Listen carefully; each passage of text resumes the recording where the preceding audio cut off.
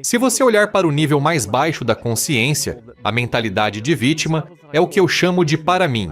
Eu teria casa, carro, corpo, dinheiro, tudo, mas tudo acontece comigo. Todo o estresse vem de a vida não caber nas suas imagens, e é nessa fricção que a maioria trava. Muita gente acha que para criar a vida que quer, precisa arrumar o mundo lá fora. E é aí que muita gente cai, porque uma verdade universal que encontrei é esta: o mundo de fora segue o mundo de dentro. Ele é empreendedor em série, palestrante e um dos coaches mais procurados do mundo em comportamento humano e transformação pessoal. Hoje recebemos o inspirador Peter Sage.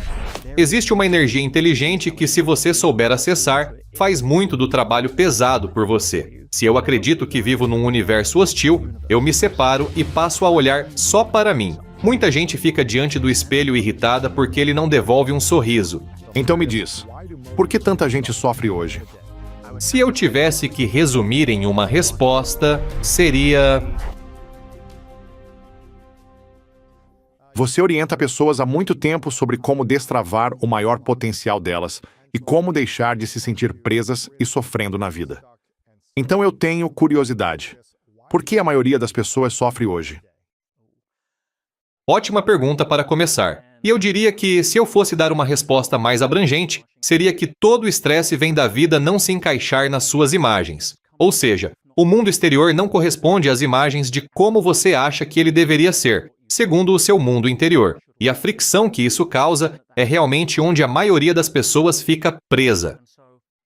Então, imagine que muita gente parte da premissa de que, para criar a vida que quer, precisa tentar consertar o mundo exterior para que ele se encaixe nas suas imagens. E é aí que muita gente cai, porque uma das verdades universais que encontrei no trabalho que fiz é que o mundo exterior segue o mundo interior, não o contrário. Então, se você está trabalhando no mundo exterior sem perceber que ele é um reflexo do seu mundo interior, você sempre vai ficar preso em um ciclo. É como se existissem dois mundos em que vivemos: o mundo interior e o mundo exterior. E para criar um mundo exterior bonito, abundante, e que realmente nos dê o que desejamos, o que precisa acontecer primeiro no mundo interior? Albert Einstein disse algo profundo: você não pode resolver um problema no mesmo nível de consciência que o criou. Parece genial, parece bem coisa do Einstein, mas como isso te ajuda a pagar a hipoteca na sexta? Então deixa eu te passar uma estrutura que dá contexto para entender isso, e espero que ajude. Se você pegar a palavra consciência, esse grande problema da ciência, a verdade é que a ciência ainda não sabe lidar com ela. Eles ainda acham que a consciência é um subproduto do cérebro, mas não é. A consciência não é uma função do cérebro, assim como a TV não cria os próprios programas. O cérebro não produz consciência, o rádio não compõe música, só sintoniza. Então, se você olhar para o nível mais baixo da consciência, a mentalidade de vítima, eu chamo esse nível de para mim. Vou dividir isso em 4 níveis. Para mim. E o motivo é que o mantra de quem vive nesse nível é: eu teria casa, carro, corpo, dinheiro, qualquer coisa, mas tudo acontece comigo. Essa é a essência da mentalidade de vítima. Basta olhar para a savana para entender que ser vítima não é um lugar onde você queira estar. Em nenhum lugar do universo, isso é sustentável. Então esse é o nível mais baixo da consciência: vitimismo. Sim, vitimismo. E o desafio nisso é que existe muita atração por esse lugar. Se você compartilha a sua história e ganha importância, ou o que chamamos de ganho secundário, com a sua história. Porque, no fim, isso te impede de ter a coragem de subir para o próximo nível. E esse próximo nível é o que eu chamo de por mim. É o nível do realizador, onde a maioria das pessoas do desenvolvimento pessoal costuma operar. A gente percebe que o para mim é péssimo. Ele não traz nada além de uma importância momentânea por compartilhar um problema. E como dizem, a miséria gosta de companhia miserável. Não é um lugar onde você queira ficar. Então o Vince, a vítima, não é um papel que eu quero fazer. Mas quando você entra no mundo do realizador, é aí que vem a correria. É aí que está o por mim. Se eu quiser casa, dinheiro, vida e metas, isso vai acontecer por mim. Então, você vai para cima e começa a brigar com a realidade. Enfrenta o mundo externo, acorda cedo e faz sua rotina da manhã. E, sendo sincero, a maior parte do desenvolvimento pessoal atende ao que eu chamo de baixo por mim até alto por mim. Tipo, eu já sei que você quer vencer. Você não é preguiçoso. No começo, nos primeiros dias, vocês tiveram o Tony aqui, por exemplo. E nos primeiros tempos do desenvolvimento pessoal do Tony, isso realmente atraía o mercado que ia do para mim ao por mim, certo? Pare de ver infomercial de madrugada. Deixa Rale de se bastante. enrolar e vai Sim, definir claro. metas. Vai pra cima que eu te ensino. O problema é que não tem muito dinheiro em gente com mentalidade de vítima querendo sair do para mim para o por mim, porque muitos estão satisfeitos Sim. onde estão. Só esforço Tem não gente paga. que adora isso. Exatamente. Tem gente que gosta de ser infeliz. Se você resolve o problema dela, ela fica ressentida porque agora Exato. precisa achar outro para se problema validar para como segurar. vítima de outra coisa. Importância, certeza, o que você quiser. Elas vão lutar com você se tentar tirar os problemas delas. E tudo bem. Algumas pessoas precisam bater a cabeça na calçada para aprender a amarrar o próprio sapato. Você pode enviar amor. Você pode acolher e sustentar esse espaço. E isso é difícil quando se trata de alguém que você ama, um familiar ou algo assim. Mas uma das primeiras regras do coaching é: se você quer algo para alguém mais do que ela quer para si, você está Sim. perdendo tempo. Então, a maior parte do desenvolvimento pessoal atende ao baixo por mim até o alto por mim, como fazer 10 vezes, como correr mais. Você quer sair de uma BMW para uma Porsche ou de um Ford para um Lexus. É o próximo nível. O desafio, se eu colocar isso em personagens, é que já sabemos que o Vince, a vítima, não é um lugar onde você queira estar. Então, quem entra em cena é Alan, o realizador. Mas, quando você briga com o mundo externo, sem fazer o trabalho interno, Alan logo vira Simon, o estressado. E isso Sim. leva ao Barry, o Sim. esgotado.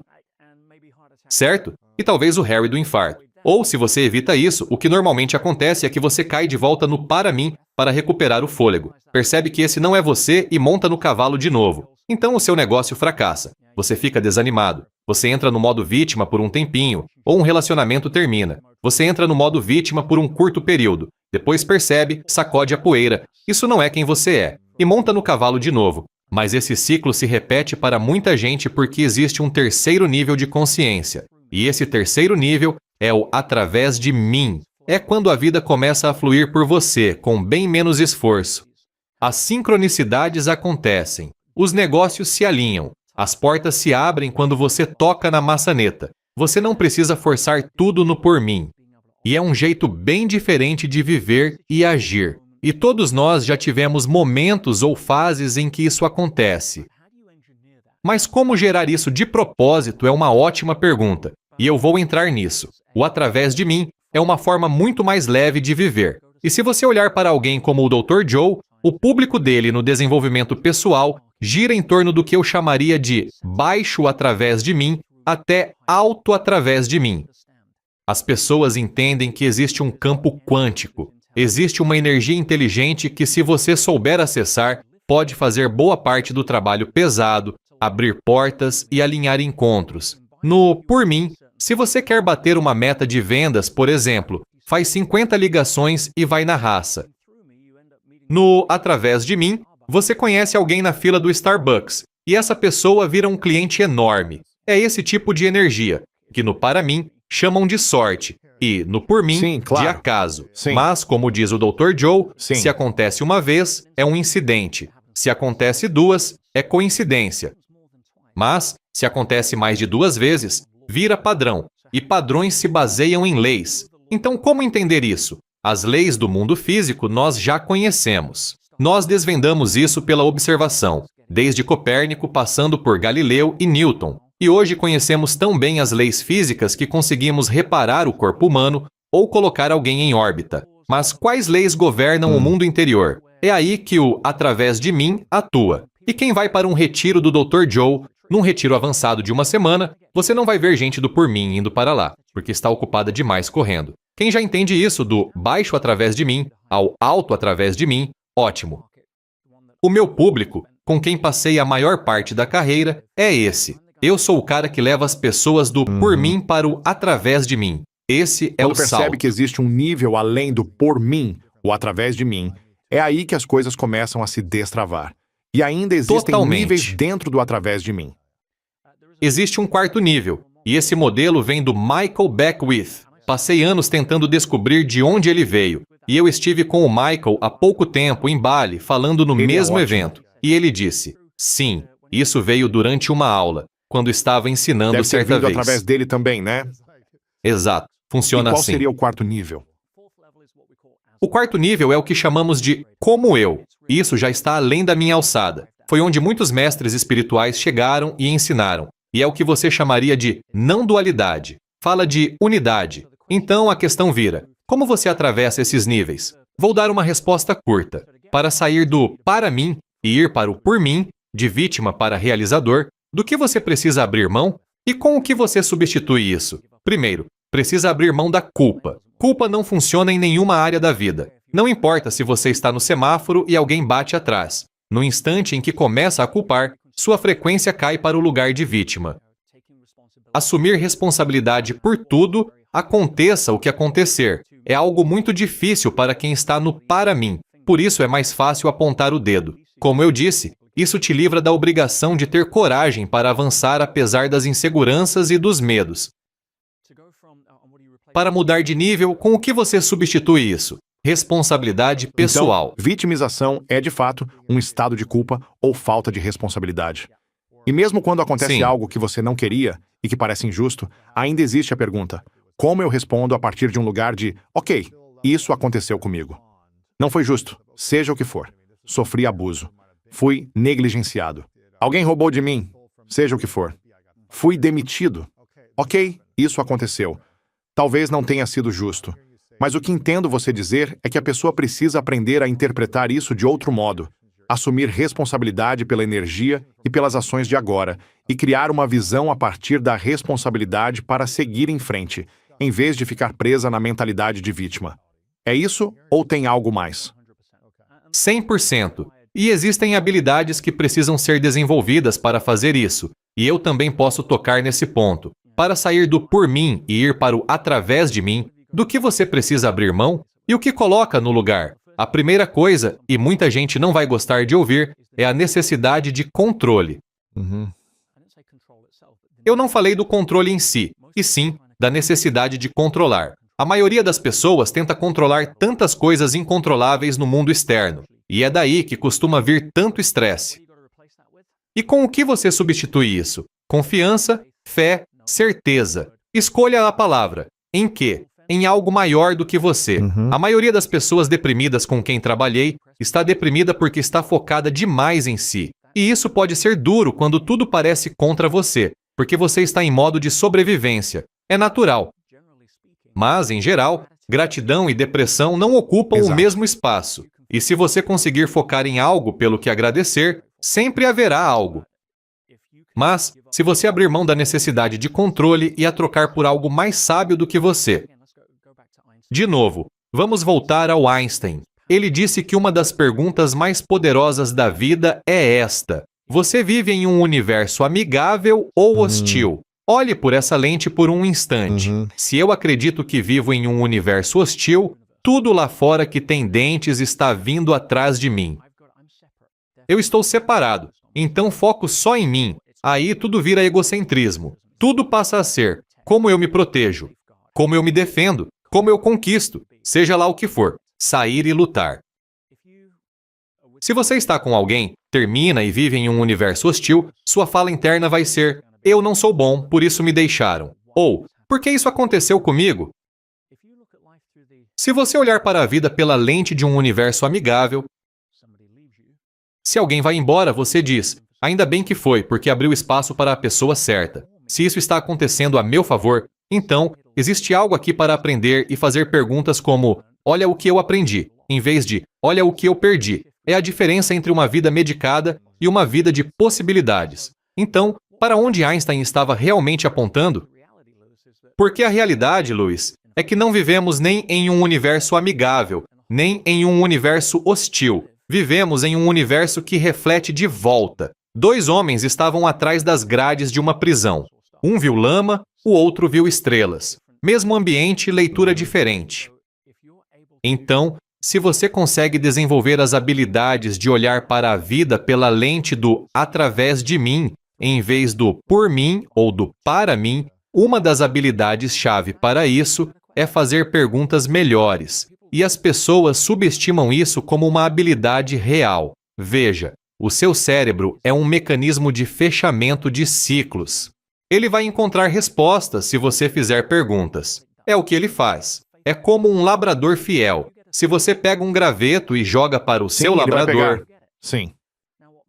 ele vai buscar. Só que a maioria das pessoas joga gravetos ruins.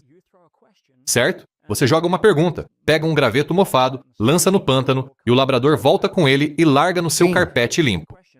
Ainda assim, você pergunta: por que eu não sou bom o bastante? Por que eu sou azarado? O cérebro vai buscar o graveto, porque você é um trouxa, porque sua professora disse que você não era bom o bastante, porque seu irmão mais velho recebia toda a atenção. Seja o que for, a mente racionaliza e justifica. É isso que ela faz, certo? Não com base na verdade, mas na tentativa de fechar o ciclo. O cérebro não gosta de viver no espaço de uma pergunta. É isso que faz o suspense funcionar, porque precisamos saber o que vem a seguir. Então você aprende a fazer perguntas melhores. De novo, se você está no através de mim, faz perguntas diferentes. Em vez de por que isso está acontecendo comigo, você pergunta: ok, o que posso aprender com isso que me ajude? O que há de bom aqui que eu ainda não percebi? Sabe? O que poderia tornar isso divertido para mim, mesmo sendo chato? É só fazer perguntas melhores. Por quê? Porque as perguntas são o volante da mente. Elas direcionam o foco. Então você precisa aprender a perguntar com consciência, em vez de ser treinado a fazer as perguntas erradas. E é aqui que entra outro conceito poderoso, que ajuda você a ficar no através de mim, em vez do por mim. Todo o aspecto do por mim é competição, é esforço, é força, é brigar com a realidade para tentar fazê-la caber nas minhas imagens. No através de mim, você move o centro de gravidade do controle para a observação. Você permite que algo mais inteligente faça o trabalho pesado, porque sua frequência está alinhada com o que você quer, e não com o que não quer. De novo, a vida é um universo que se autorreflete, e muita gente fica diante do espelho irritada porque ele não sorri de volta. Exato. Sim.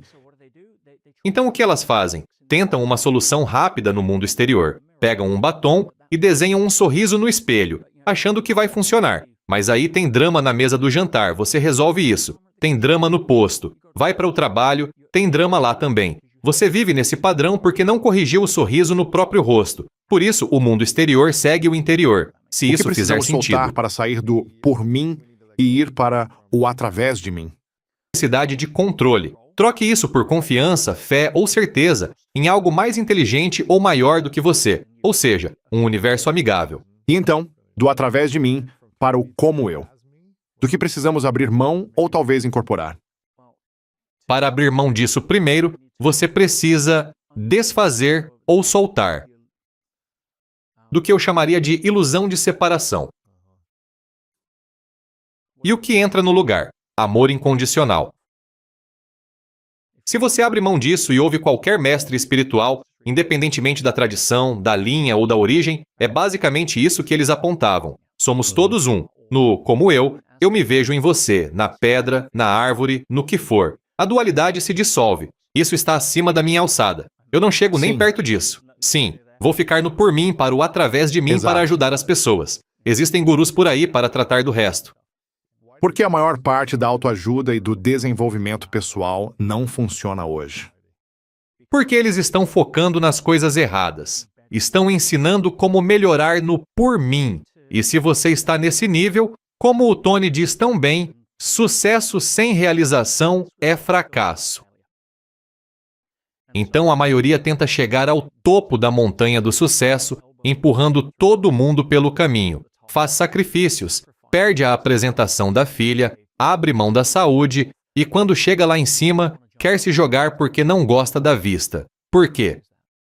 Porque elas aprenderam que se tiverem sucesso suficiente por meio da conquista, vão se sentir mais felizes. O problema é que isso não funciona. É como correr para o leste procurando o pôr do sol. E o que você faz? Culpa os sapatos. Para isso que os galgos nascem. Nós, empreendedores, também nascemos para construir negócios. É isso que fazemos. Mas Se ligamos nosso sucesso a pegar o coelho, dá para imaginar o galgo no fim da corrida dizendo ao amigo: corri 3 vezes esta semana, ganhei 2 e ainda não peguei esse maldito coelho. Estou fora, certo? Claro. Não. Então, se você está construindo um negócio para pegar o coelho, seja a próxima meta trimestral, o relatório aos acionistas ou qualquer outra coisa, e pensa: quando eu chegar lá, repare que o coelho sempre parece estar só um pouco mais à frente e que você está quase lá, certo? O que acontece quando você realmente alcança a meta? Por quanto tempo a maioria das pessoas fica feliz? Elas não ficam felizes. Talvez por 1 ou 2 dias. Mas depois. Tá, e agora? 100%. Isso é a maldição do coelho branco. E por que vem o alívio? Pelo menos por um tempo. Porque elas pararam de perseguir. Então a pessoa diz: quando eu tiver meu primeiro milhão ou minha primeira Ferrari, vou ser feliz. Eu tinha 25 anos, comprei minha primeira Ferrari à vista e fui feliz por cerca de uma semana. A pessoa pensa: quando eu fizer meu primeiro milhão, aí vou ser feliz. O que acontece? Você faz o primeiro milhão e não fica feliz. E então finalmente entende por quê. A resposta é simples. É porque eu preciso de 2 milhões caso perca o primeiro. Exato. Ah, não devia ser uma Ferrari, devia ser uma McLaren. Aí sim eu vou ser feliz. Isso nunca acaba. Sim. Ou agora eu ando com gente que faz 10 milhões e virei o último da fila. Eu já trabalhei com pessoas que têm 700 milhões e tomam antidepressivos porque não são bilionárias. Sério? Ah, sim, esse Fala jogo nunca sério. acaba. É a maldição do coelho branco. Então, como se rompe isso? Bem, entenda que, para fazer isso, você não precisa de um hack novo, de um novo 10 vezes, de uma nova rotina de banho de gelo, de um novo... Tudo isso é coisa do mundo exterior. O mundo exterior segue o interior. Isso são só truques do por mim para correr mais rápido para o leste atrás do seu pôr do sol. Em vez disso, se você perceber no fundo, e algumas pessoas ainda não estão prontas para ouvir isso, mas vão estar um dia. Você quebra a maldição do coelho branco ao entender a realidade de que você já é aquilo que procura. O que isso quer dizer? O que você busca de verdade? Por trás da Ferrari, do dinheiro, do corpo, da casa, o que você busca? Provavelmente é um sentimento. Um sentimento. Não existe sentimento que, na sua idade ou na maioria das idades, aos 20 anos, o seu cérebro já não entenda neurologicamente ou não tenha vivido alguma vez. Você sabe como criar isso? Então, o que você está realmente dizendo é que no por mim, e essa é meio que a maldição do por mim, a do coelho branco, quando eu atingir um certo nível que defini internamente de forma arbitrária como um marco, então vou me dar permissão para sentir um sentimento que, na verdade, eu já poderia sentir agora. Mas eu me recuso a fazer isso porque as regras para eu ter essa permissão estão presas a algum critério externo de conquista. Em vez de simplesmente ser agora. Aqui vai uma analogia. Digamos que você ganhe uma viagem ao redor do mundo. Você entrou num concurso, está numa sala de espera, ficou entediado, entrou na internet, se inscreveu em algo e um mês depois recebe uma notificação. Você ganhou uma viagem dos sonhos ao redor do mundo, com tudo pago, 20 destinos, tudo da sua lista. Aurora Boreal, pirâmides, Antártida, Angkor Wat, no Camboja, tudo isso. Primeira classe, jatos, cruzeiros, tudo. Você fica empolgadíssimo e pode levar uma pessoa com você. Seria a Marta, certo? E liga para um amigo e diz: meu Deus, você não vai acreditar nisso. Somos seres emocionais, feitos para compartilhar. Vivemos a emoção por meio da conexão. E diz para ele: acabei de ganhar essa viagem incrível ao redor do mundo. Sim, estou olhando o roteiro. E antes de você chegar ao segundo destino, seu amigo interrompe. Ei, qual é o destino final? E você responde: calma, eu chego lá, mas também vamos para cá e para lá. Não me importo. Qual é o destino final? E você diz: nem olhei tão longe ainda, só quero curtir a viagem. Isso é a vida. Muita gente corre para o que acha ser um destino final que vai fazê-la feliz. Quando eu conseguir esta casa, aquele carro, esse status, aquela quantidade de seguidores ou tantos likes no café da manhã, ou qualquer outra bobagem dessas. Você já é aquilo que procura. E quando percebe que pode se dar permissão para ser feliz agora, e o que é ser feliz? Não complique. Felicidade é um subproduto de pensar coisas felizes. Caso encerrado. Então, se eu posso me dar essa permissão agora, eu posso ir atrás do sonho, construir o negócio e fazer o que for a partir de um lugar muito diferente, entregando mais de quem eu sou ao mundo, ao projeto e ao resto, em vez de entregar menos de mim porque me sinto insuficiente até conseguir aquilo. Isso faz sentido? Então, qual você diria que é o maior bloqueio para a maioria das pessoas destravar a ciência da manifestação? O maior bloqueio é que a maioria das pessoas não acredita que exista uma inteligência não física, sem entrar em rótulos, porque a mente adora rotular. É como quando alguém diz: olha, isso é uma árvore. Aquilo não é uma árvore, é só o nome que damos a ela, porque a mente gosta de rótulos para se sentir inteligente por entender algo. Mas existem coisas que simplesmente estão acima da nossa alçada. Se eu tentar simplificar um pouco, nós somos seres humanos, a combinação perfeita do físico e do não físico em um belo pacote. Mas a verdadeira essência de quem somos é não física. O que faz Louis ser Louis? Não é o seu corpo. Você tem um corpo diferente hoje do que tinha há 20 anos e terá outro daqui a 20 anos. Isso não é negociável, faz parte das regras. Você pode usar cremes e tomar vitaminas, mas em algum momento vai parecer diferente lá na frente. Exato. É só parte do jogo, mas a essência que faz você ser você não é física. É o não físico, é a sua personalidade, seu senso de humor, seus sonhos, metas, aspirações, seus valores. Tudo isso é o que faz você ser você. Se eu tirasse isso de você e colocasse em outra pessoa, ainda seria você com outro corpo. Sim. Então, a essência do que nos faz ser quem somos precisa ser não física. Divida a expressão ser humano. Humano se refere ao corpo, ao físico. Temos um corpo que funciona segundo um conjunto de regras. Seguimos essas regras, cuidamos dele e o tratamos bem. Assim, ele dura bastante. Mas ele tem prazo de validade, enquanto o ser é não físico. Você não pode pôr o ser dentro de uma caixa. Então, se você se identifica mais com o corpo como centro de gravidade, temos essas duas coisas, físico e não físico, num só pacote. Se você pega a ideia de quem acha que é e coloca esse centro no corpo, eu sou meu corpo, sou meu eu físico, e me identifico no mundo físico, no mundo exterior. Seu corpo tem um sistema nervoso programado para buscar conforto, o que é útil quando você está perto demais do fogo. Sim. Sabe, sentado sobre um formigueiro. Mas se você se identifica com isso, vai cometer o erro de principiante de achar que a vida gira em torno do conforto. E a jornada para a maturidade emocional, um dos maiores dias da vida de alguém, é quando essa pessoa desperta e entende que a vida é, na verdade, uma experiência centrada no crescimento, não no conforto. Então, se você se identifica como a sua versão física, vai buscar conforto por padrão, porque é assim que seu sistema nervoso foi programado. Mas se você entende que a verdadeira essência de quem você é muito maior que um corpo, a sua versão não física, o você com V maiúsculo, vamos chamar de alma, está programada para crescer. Tudo na natureza cresce para contribuir, ou é retirado da cadeia alimentar. Não fui eu que inventei isso. Olhe pela janela.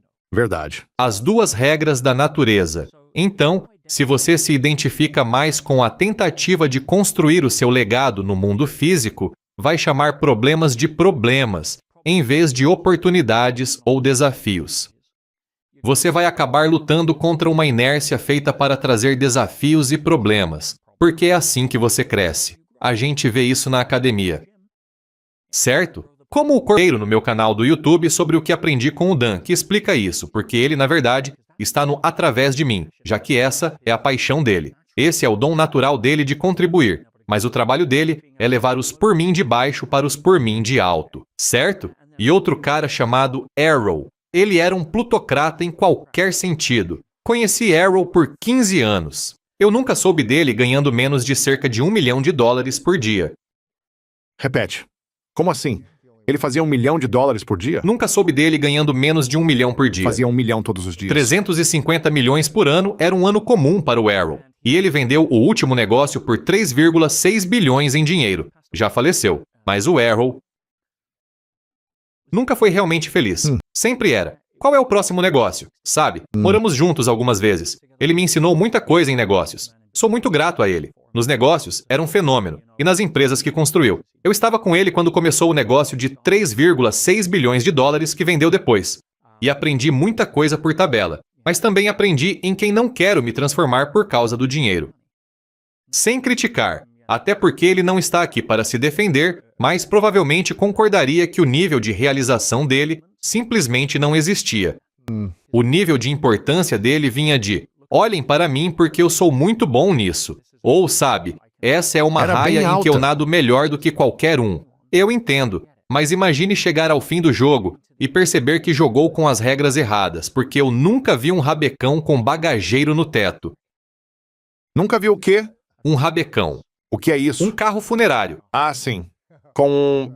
Com bagageiro no teto. Você não vai levar Sim, nada. sim, As sim. únicas pessoas que tentaram isso foram os egípcios. E o que aconteceu? A gente desenterrou e roubou tudo. No fim, isso vai parar na mão de outra pessoa. Sim, sabe? Então, do que a vida realmente se trata? Sim, trata-se de quem você se torna no processo de conquistar. Eu acredito muito que existem dois princípios organizadores para definir metas. O primeiro é, se, quando você define uma meta, já faz ideia de como vai alcançá-la, ela é pequena demais.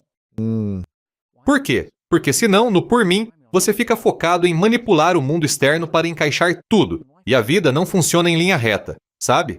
Não há linhas retas na natureza. Se você vê uma, foi feita pelo homem. Então a vida é não linear. O rio da vida faz curvas. Todo rio faz curvas, não importa a topografia. Então, se você está no por mim, navegando rumo à meta, achando que vai para o norte, e de repente, o rio vira para o leste, o que você faz? Eu vou te dizer, já vi muita gente fazer isso. E falo disso porque nos meus 20 e poucos anos, eu era o rei do por mim. Sim. Eu trabalhava de 130 a 133 horas por semana. Dormia no semáforo. Era horrível trabalhar para mim, porque tudo girava em torno de conquistar o bastante para superar a insegurança de jovem, esse medo central de não ser bom o suficiente.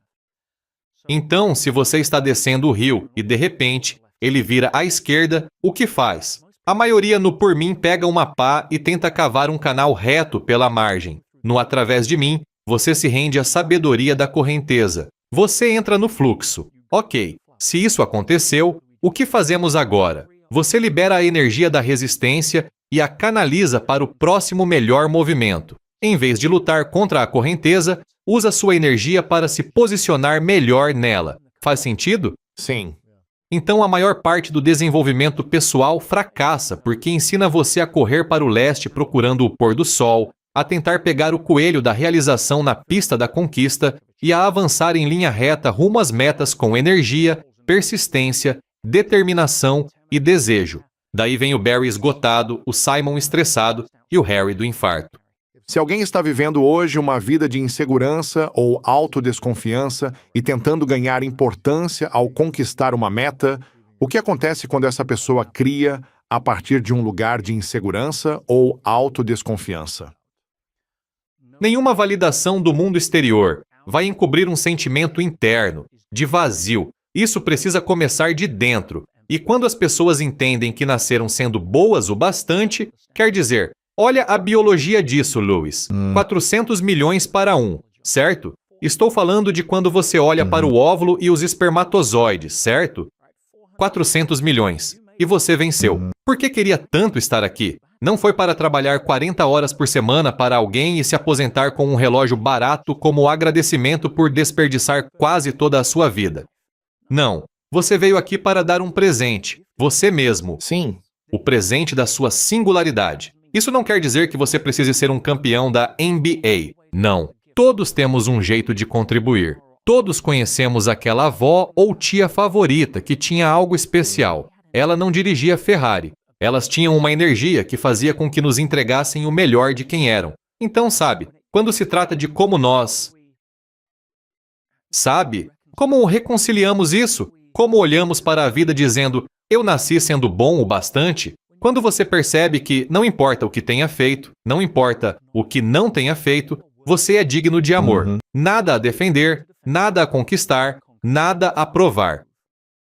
E quando isso vira a base da sua percepção, algo que não acontece no para mim e que no por mim ainda tenta ser conquistado, você passa a agir de um lugar em que aceita a própria grandeza sem precisar marcar caixinhas para provar isso. Você aparece com outra energia. Você anda pela vida voltado para algo maior. E sim, houve momentos em que eu sei como é não conseguir pagar o aluguel. Nasci num conjunto habitacional popular. Meus pais não tinham nada. E até bem recentemente, eu fui completamente destruído financeiramente. Eu não julgo meu valor pessoal ligando isso ao meu patrimônio. E se você fizer isso, nunca terá dinheiro suficiente como o cara dos 700 milhões para se sentir digno. Porque a maioria das pessoas liga o próprio valor ao patrimônio. Condicionamento. A sociedade nos disse que quanto mais dinheiro você tem, mais sucesso tem, porque isso pode ser medido, e que isso significa ser melhor do que alguém. É a velha história de acompanhar os vizinhos. Eu estava feliz com a minha BMW até o vizinho comprar uma Lexus. Sabe? Agora eu já não me sinto tão bem. Então, se você quer saber o que esses vizinhos estão dizendo, é que gostariam que você parasse para que eles também pudessem parar. Certo. Pare de competir. Sim. Sim. E eu vou compartilhar outra ideia que acho que pode ajudar muita gente. Percebi que um dos maiores pesos amarrados ao potencial humano é viver no que eu chamo de goop. E goop é uma substância nojenta, pegajosa, fedida e horrível, que drena a força vital. E goop significa a boa opinião das outras pessoas. E tantas pessoas tomam decisões de forma consciente ou inconsciente, pelo filtro do goop. Então, como você se livra disso? Bem, talvez isso lhe seja útil. Eu acredito firmemente que todos nós estrelamos um filme chamado O Filme da Nossa Vida. E sei que você é a estrela do seu filme, Lewis, porque só você aparece em todas as cenas. Sim, claro. Todas as cenas do seu filme. Então, se percebemos que estrelamos o filme da nossa vida, isso significa que, por definição, as outras pessoas só podem desempenhar um de dois papéis. Na melhor das hipóteses, elas podem fazer parte do elenco de apoio, cônjuge, parceiro, melhor amigo, colega de trabalho, alguém próximo, seja quem for, mas a imensa maioria das pessoas na sua vida não passa de figurantes no seu filme. Agora, qual é a definição de um figurante? Alguém em quem você não está pensando agora, se essa pessoa não está na sua cena atual. Então, para deixar claro, seu parceiro, ele soltou aquilo. Foi quase um comentário de passagem, mas teve um impacto enorme em mim. Ele disse: se você quiser ficar bom em lidar com pessoas, fique bom em identificar padrões, porque só existem alguns. E eu fiquei pensando nisso. Então, vamos olhar para o perfeccionismo. Sabe, também é um padrão clássico do tipo, feito por mim. Qualquer perfeccionista assistindo aqui provavelmente vai entender como isso é. Agora, a questão do perfeccionismo é que ele soa muito altruísta. É tipo, quem não quer ser perfeito? Eu só quero ter certeza de que está o melhor possível. É quase como reconhecer que estou fazendo a coisa certa, mas não existe perfeccionismo. Perfeccionismo é um padrão baixo, porque é impossível. A evolução nem terminou. Se nem a natureza é perfeita ainda, por que nós teríamos de ser? Então, o que é perfeccionismo? De verdade, eu te digo. A linguagem real é, eu tenho medo de estragar tudo, certo? Então tem que estar certo, caso contrário, isso se baseia mais no medo da rejeição. Como a timidez. Timidez é uma fachada, porque, eu só sou introvertido, eu sou tímido. Não, você não é. Você está rodando um padrão que diz, por favor, não deixe que você me descubra, porque eu tenho medo do seu julgamento. Essa é a realidade. Exato. Não estou julgando ninguém, só digo, lide com o problema real. No fundo, é incapacidade de lidar com rejeição, um padrão clássico do tipo, fazem comigo. Então você aprende a suportar rejeição. Por quê? Porque se alguém rejeita você, a diferença entre rejeitar uma pessoa e rejeitar a ideia dela, o conceito dela, e você percebe que tudo o que as pessoas podem fazer, Lewis, é projetar em você o próprio modelo de mundo delas. Alguém chega e chama você de babaca. Isso fala de você ou delas? Sobre como elas interpretaram algo. Sim, exatamente. Sim. Elas estão tendo um dia ruim. Você olha para isso com compaixão e compreensão. Essa pessoa está com tanta dor, com tanto caos, ou seja lá o que estiver acontecendo, que precisa despejar a frustração em pessoas que nem conhece, de maneiras potencialmente ofensivas ou prejudiciais. Você sente compaixão por isso, em vez de julgamento ou reação. Verdade. E você passa a ter uma maneira diferente de se envolver com a vida. Certo. Você conheceu muita gente rica. Quem tende a ser mais feliz? Milionários, multimilionários ou bilionários? A riqueza não é a questão. O número não é a resposta. De novo, 700 milhões de antidepressivos. E, quando você entende o que é o dinheiro, isso pode lhe dar uma percepção. Veja, as duas coisas com que a maioria dos humanos mais se estressa são dinheiro e tempo. E o único lugar no universo em que elas significam alguma coisa é na mente de um ser humano. Nada mais mede isso. É como o tempo. As pessoas dizem, não tenho tempo. Mas como alguém fica sem o agora? Certo. É Estar como presente? tentar administrar Sim. o tempo. Você não consegue administrar o tempo mais do que consegue administrar a corrente de um rio enquanto nada nele. É a única área da vida em que, quer você nasça numa favela em Guguletu, na cidade do Cabo, quer em Beverly Hills, ali do lado, é a única área em que todos fomos tratados de forma igual. Todos temos 24 horas em um dia. Então, administre suas prioridades, administre seu foco. Mas não pense que dá para administrar o tempo, porque você está transformando isso em mercadoria. Você não vai ao Walmart comprar 3 horas e 20 minutos em oferta especial pelo preço de 2 horas e 10, certo? Não funciona assim. Exato. Dinheiro é a mesma coisa. É um conceito. Só vale algo na mente humana. Se nós dois estivermos numa ilha deserta, com 1 milhão em dinheiro e sem economia, vamos queimar as notas para nos Sim. aquecer. No fim, é só papel impresso, pedras brilhantes e rochas duras. Então, o conceito de dinheiro foi criado como uma forma de tentar equilibrar as trocas no escambo. Então, sabe, se você tem cabras e eu tenho galinhas, e eu quero cabras e você quer galinhas, então temos negócio.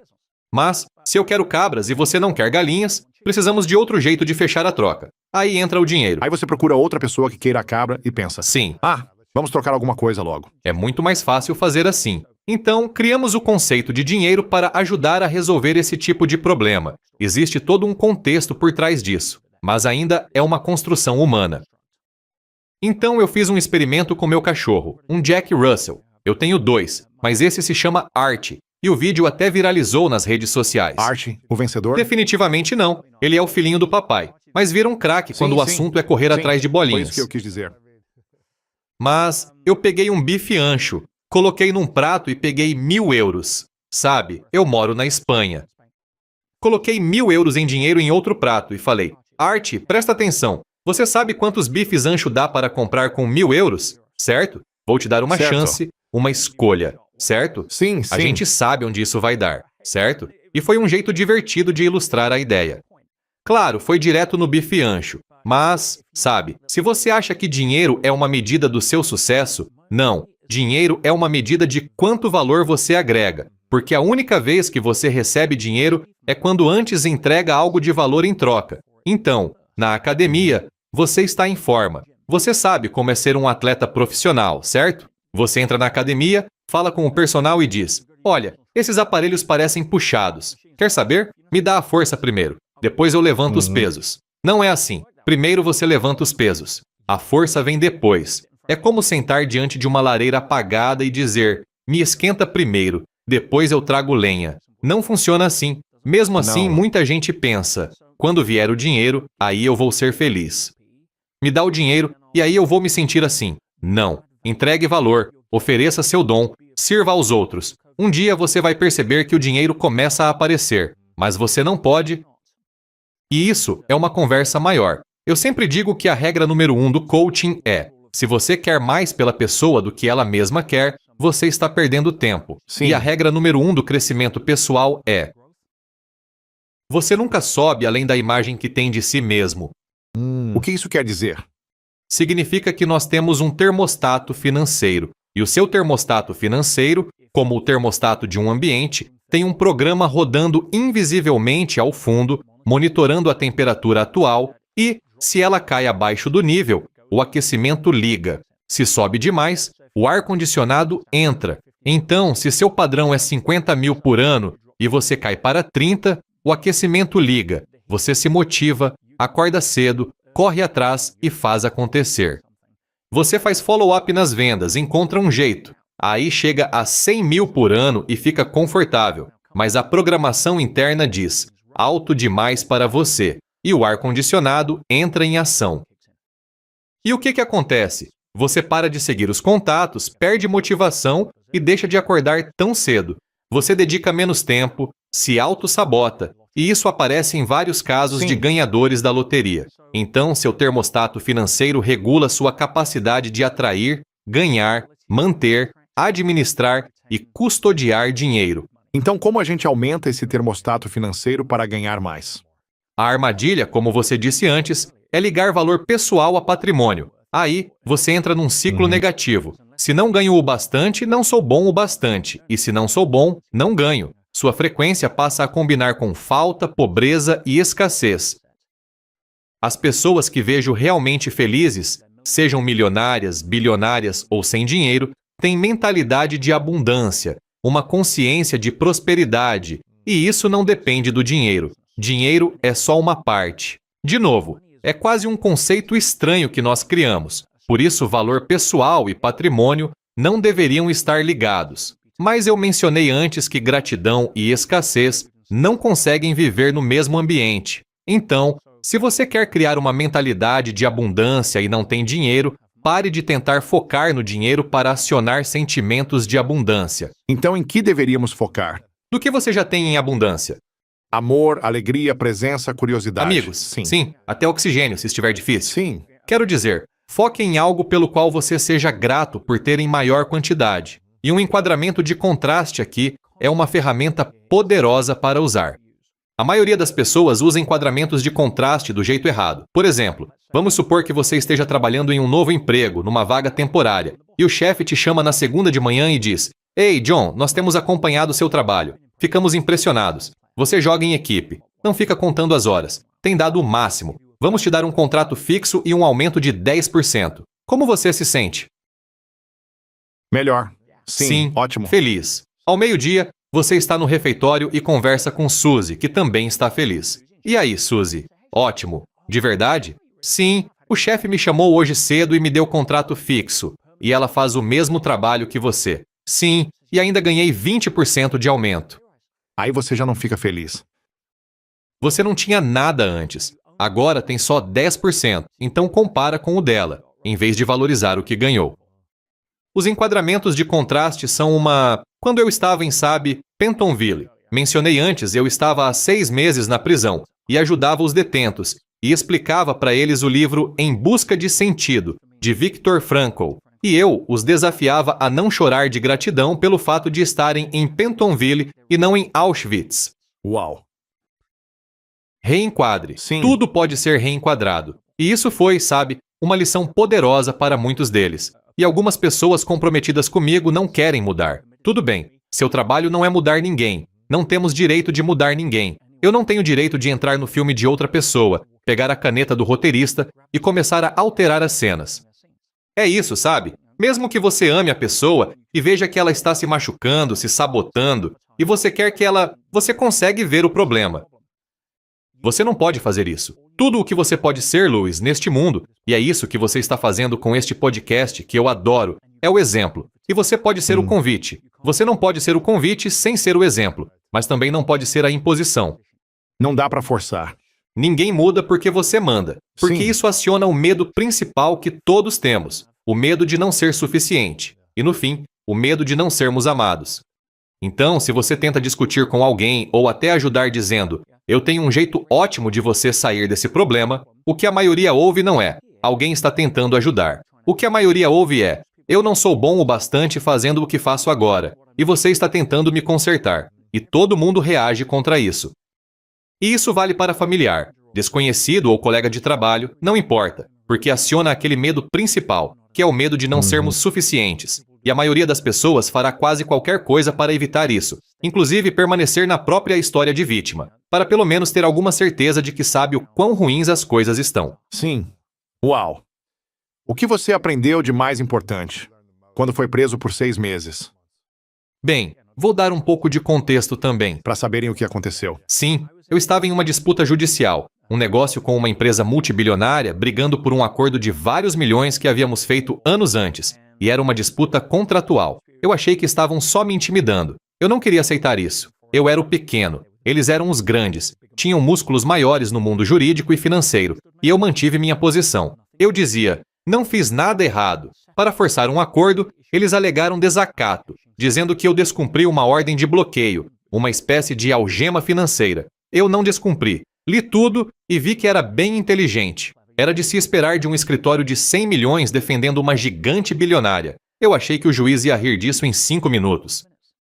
Eles convenceram o juiz. Ele me deu 6 meses preso como detento civil. Nunca fui preso, nunca fui acusado de crime, ainda sem ficha criminal, Sem nada ligado a isso. Foi tipo, eu passei de 50 funcionários, Ajudando centenas, milhares de pessoas para a prisão. Uau. E perdi tudo. E isso foi há 9 anos.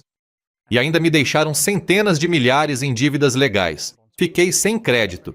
Perdi meu casamento, perdi o negócio. Perdi tudo, literalmente. Tão rápido assim. E aqui vai uma lição interessante que vou compartilhar de novo como um modelo que acho que vai ajudar. Especialmente se as pessoas estiverem passando por sua própria versão disso agora. Não precisa ser prisão, mas perdendo entes queridos, fracasso nos negócios, divórcio, seja o que for. Todos nós enfrentamos o nosso desafio. E uma das coisas mais importantes que mencionei antes sobre virar a mentalidade ao contrário. Identidade é decisiva. As perguntas que você faz, sabe? O foco que você tem, a posição do tipo por mim ou através de mim, muita coisa se resume à identidade, porque pessoas em desenvolvimento pessoal aprendem coisas. Elas leem livros, vão a seminários, assistem a podcasts. Isso chega em 3 níveis. E é por isso que a maioria continua presa no ciclo de repetir tudo de novo. O primeiro nível é o intelectual, o nível da compreensão. Quer dizer, faz sentido. As pessoas ouvindo isso em português, faz sentido. Mas, se ficar só no intelecto, saber e não agir é o mesmo que não saber. Fumantes sabem que não deviam fumar. Os avisos estão na embalagem. Você não consegue construir um argumento lógico para explicar por que alguém deveria fumar. Então, por que fumam? Não é porque não são inteligentes, sabe? É porque isso não chegou ao segundo nível de compreensão. O nível intelectual não significa nada. O segundo nível é o emocional. É aí que a ficha cai. Então, de repente, você é fumante. Sabe que deveria parar, mas continua mesmo assim. Por quê? Porque fica só no nível intelectual. Mas aí você vai ao médico e ele diz: aquele exame de tórax que acabamos de fazer. Se você fumar mais um cigarro, pode sofrer um derrame fatal.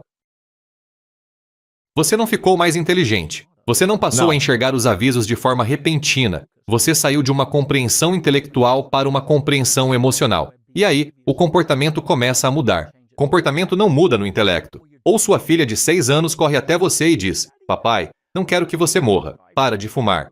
Quero que você me acompanhe até o altar quando eu for mais velha. E acho que você não vai conseguir se continuar fumando. Certo? Depois disso, cigarros no lixo.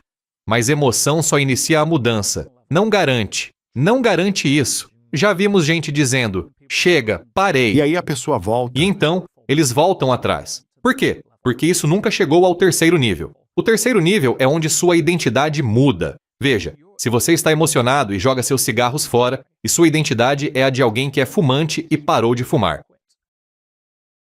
Outra coisa que o Tony disse, muito poderosa, foi que a força mais forte da personalidade humana é a necessidade de permanecer consistente com a forma como você se define. Em outras palavras, identidade. Sim. Então, se eu sou um fumante que parou, a identidade vence o tempo todo. Então eu sou fumante, agora estou usando força de vontade para parar. Bom, isso só vai numa direção. Em algum momento, a força de vontade Volta cai. a isso. Força de vontade não está sempre disponível.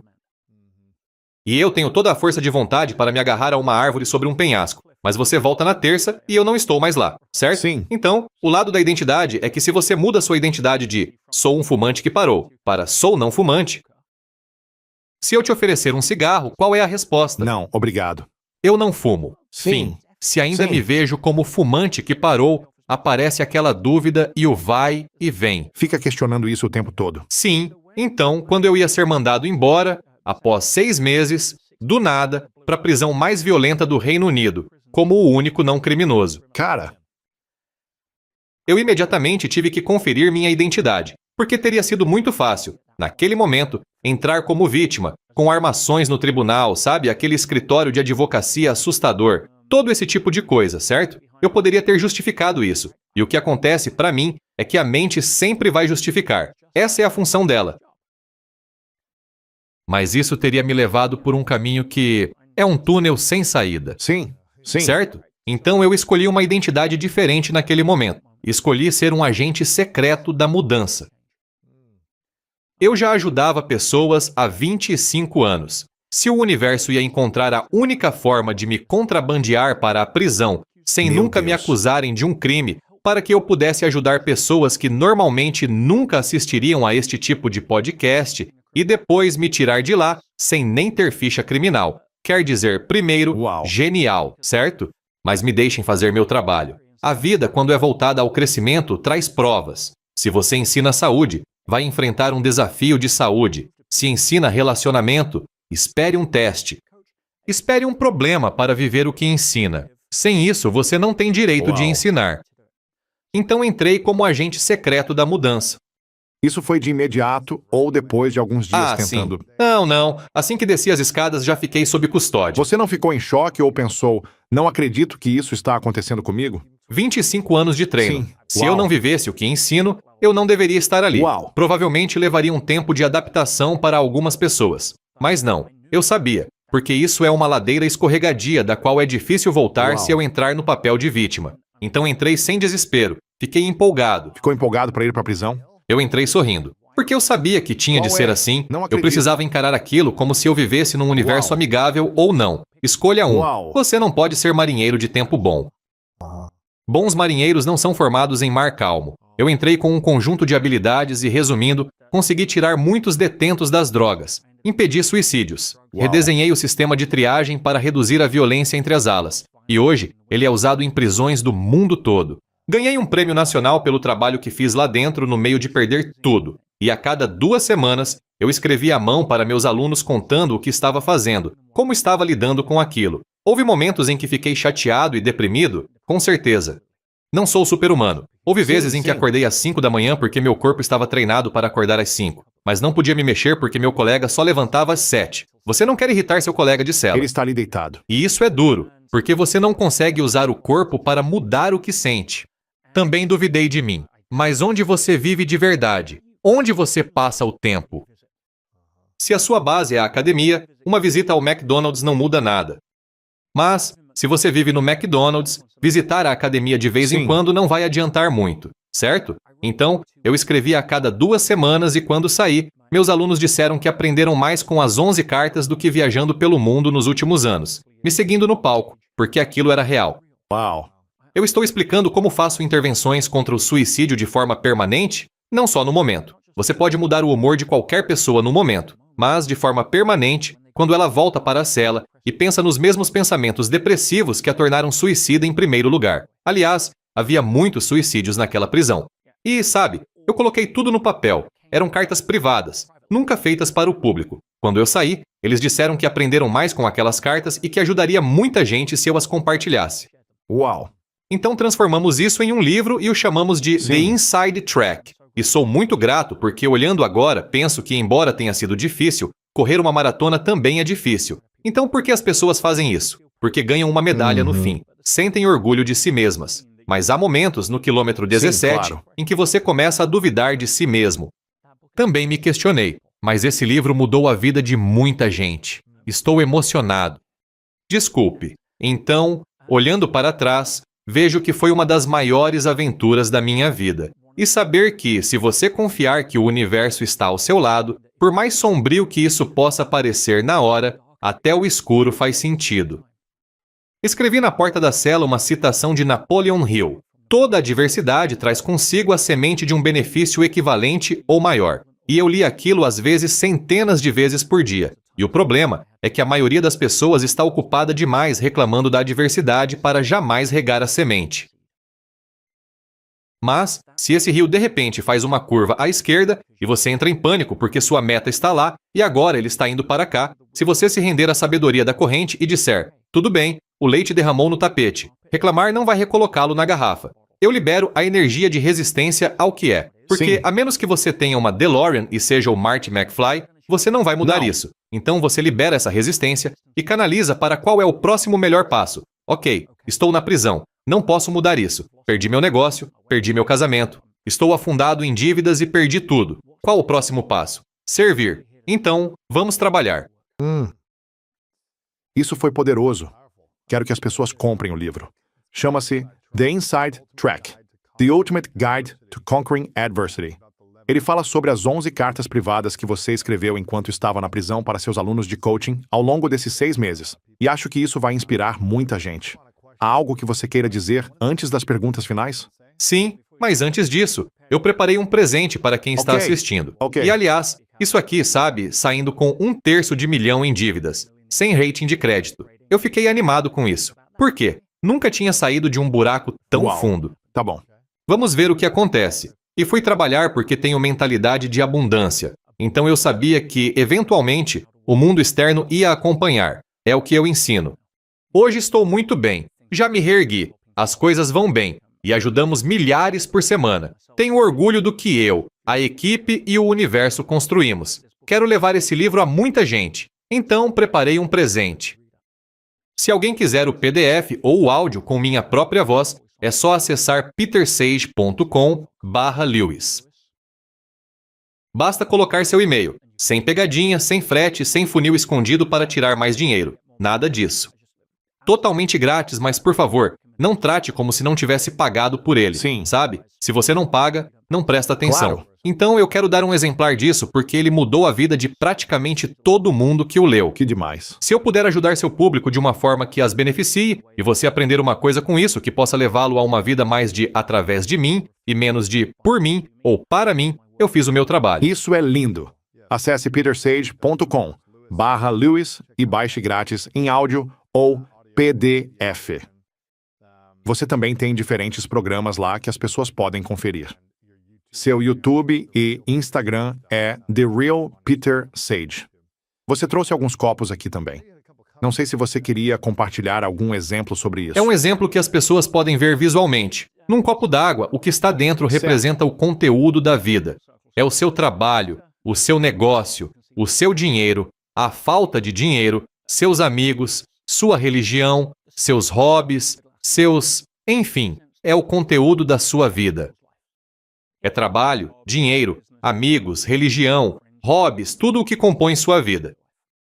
E o copo representa o recipiente, é o contexto, é a forma como você o enxerga. O que a maioria das pessoas passa a maior parte da vida fazendo é tentando mexer no que está dentro do copo. Aos 20 anos, você está mexendo aquilo feito louco, certo? Sim. Está tentando descobrir quem você é.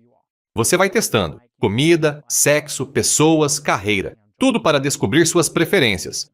Aos 30, já existe um pouco mais de padrão nisso. Você ainda tenta mudar as coisas, mas já há um pouco mais de padrão, de rotina. Você já meio que conhece suas preferências, quem você é e do que gosta. Nos 40, continua mexendo.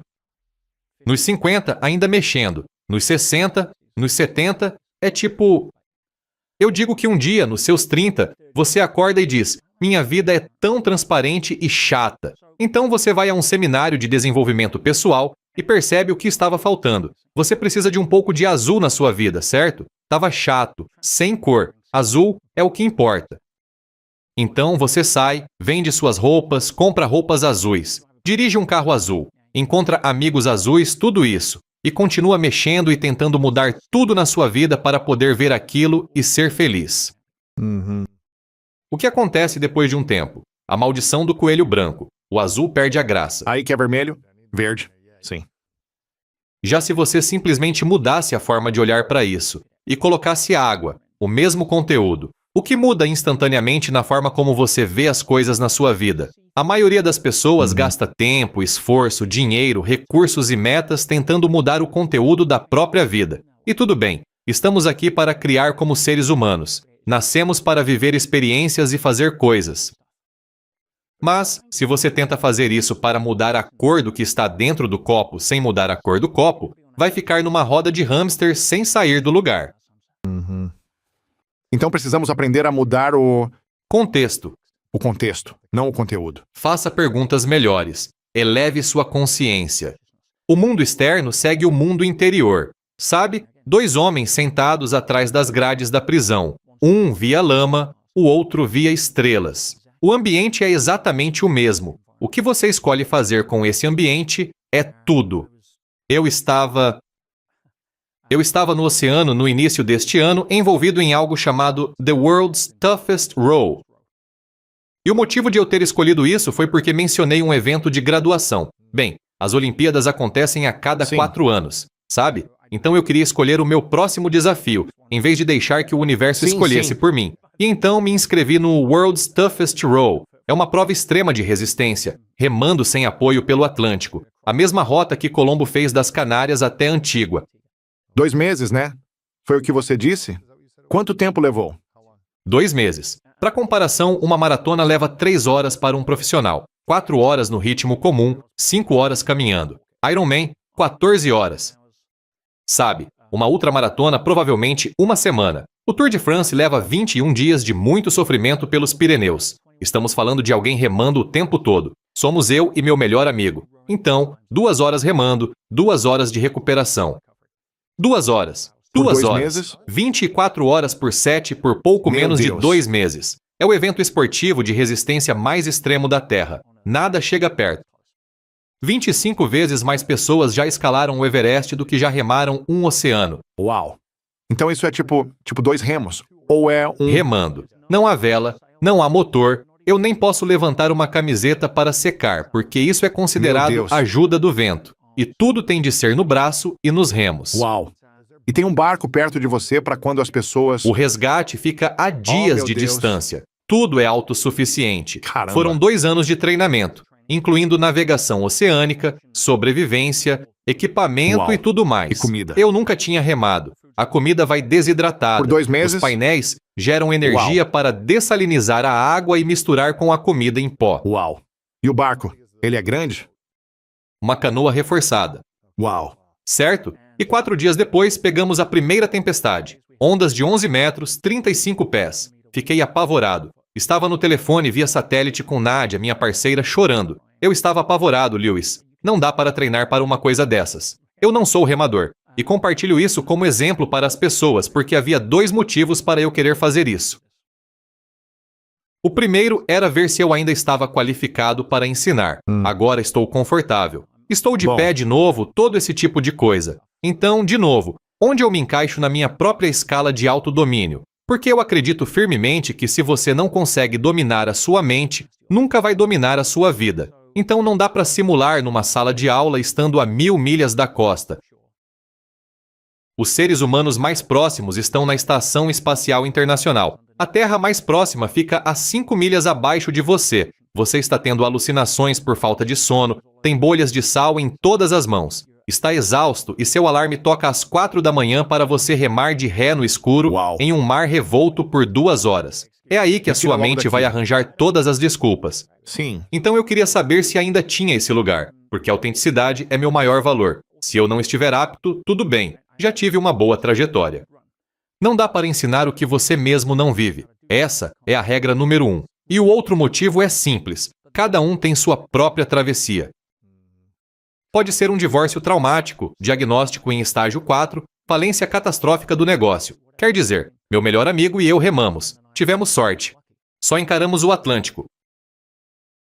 Então, como eu poderia usar isso? E registramos tudo em vídeo no meu YouTube. Como usar os truques mentais, os reenquadramentos e tudo mais para, sabe, valorizar a chuva. Porque os arco-íris estavam lá. E todas essas outras coisas. Claro, e ser claro. grato por termos mãos, mesmo bem machucadas. Como poderíamos traduzir isso para outras pessoas, para a travessia de cada uma? Esse foi o outro grande motivo de eu ter feito isso. Mas a última lição que quero compartilhar, e voltar à sua pergunta, é que acho que ela resume boa parte da jornada. Houve um momento em que tivemos de ir para baixo do barco. Uma onda fora de controle quebrou nosso leme. Fibra de carbono, 6 vezes mais forte que o aço. E ela arremessou o barco.